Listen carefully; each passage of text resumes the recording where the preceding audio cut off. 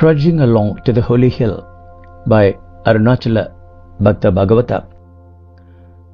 From the earliest years of my childhood, Sri Bhagavan has been churning my heart with a single mission of realizing the self and thus becoming one with him.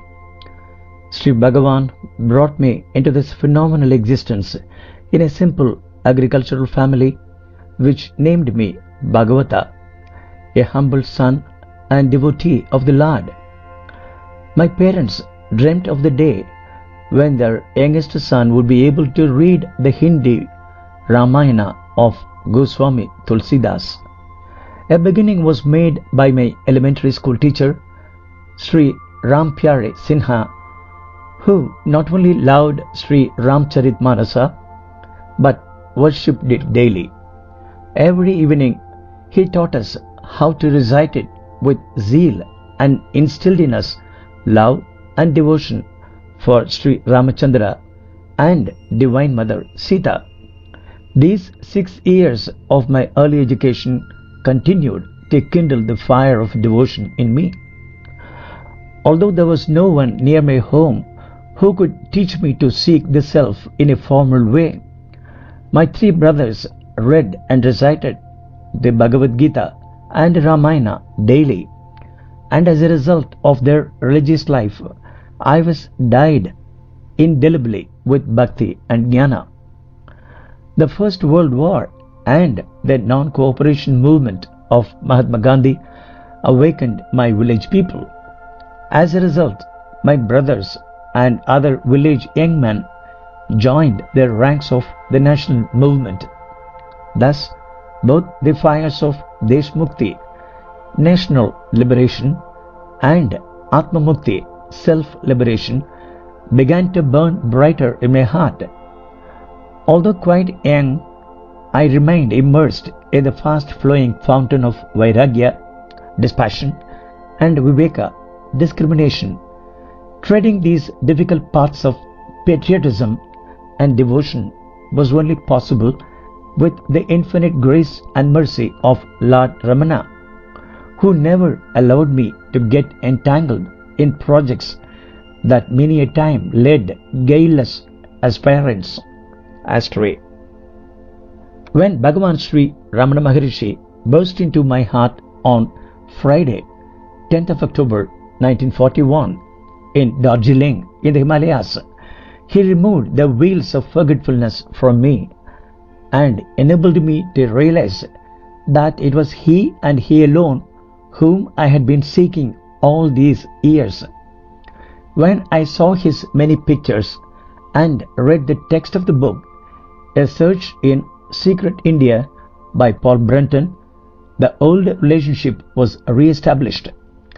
How I wished to fly to the lotus feet of Bhagavan Sri Ramana Maharshi on the slopes of the holy Arunachala hill.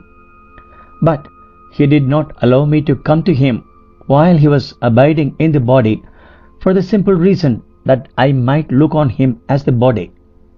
Instead, he sent me into the world to work out my latencies before returning to him.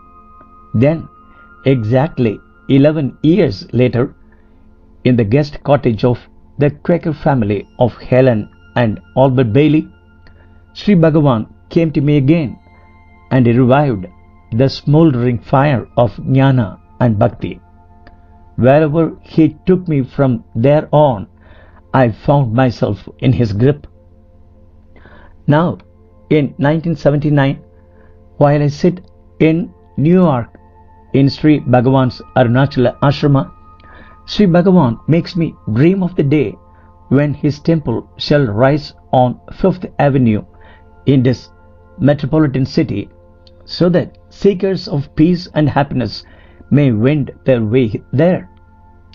Mornings and evenings shall be filled with the recitation of the Vedas, Upanishads, Bhagavad Gita, etc.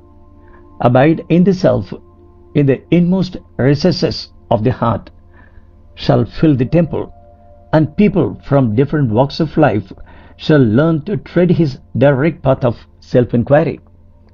During all these 67 years of my bodily sojourn, I have been yearning for the day when I would be able to pay my debt to the world. Unceasing abidance in the self is the work cut out for me, and on the sheer strength of His grace, I have all along been trudging along to the holy hill of the beacon light.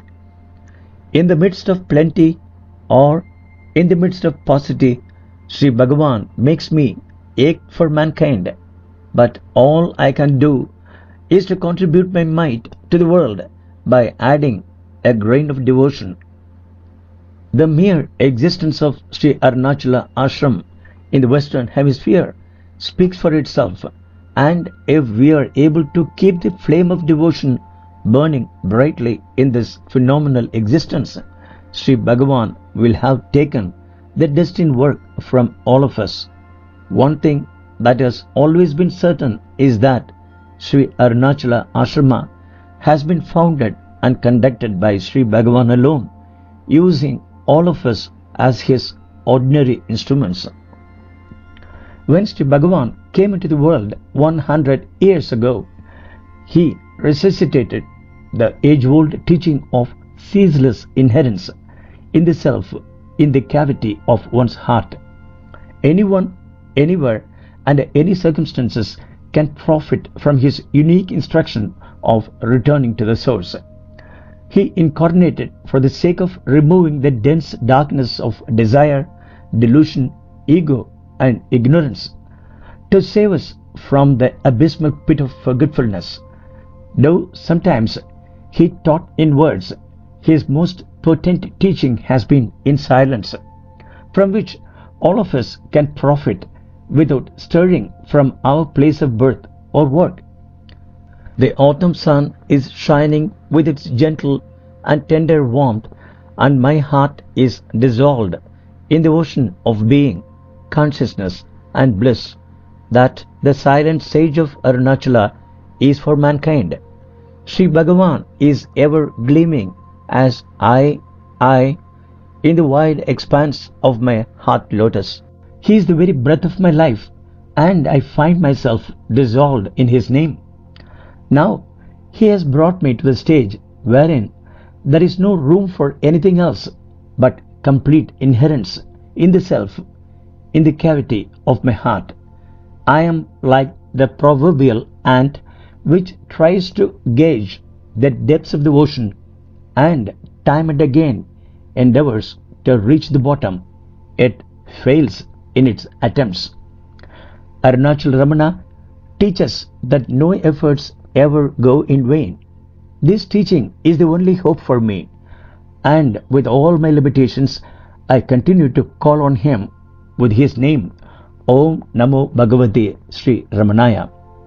Each and every atom of my life is saturated with Sri Bhagavan's glorious and gracious presence, and the best thing for me to do is to keep quiet. My heart is ever bubbling and bursting with the remembrance of His name, and the more I do, the more surging Ganga of His grace swells within me. These words and sentences have been flowing from the depths of my heart as spontaneously as the mountain stream flows to the sea from the bosom of the Himalayas. Sri Bhagavan is the doer, and I am simply His most infinitesimal instrument, and day and night I pray that He allow me to do His will. May I ever abide in Bhagavan Sri Ramana Arunachala, sourced from Ramana Smriti Birth Centenary Souvenir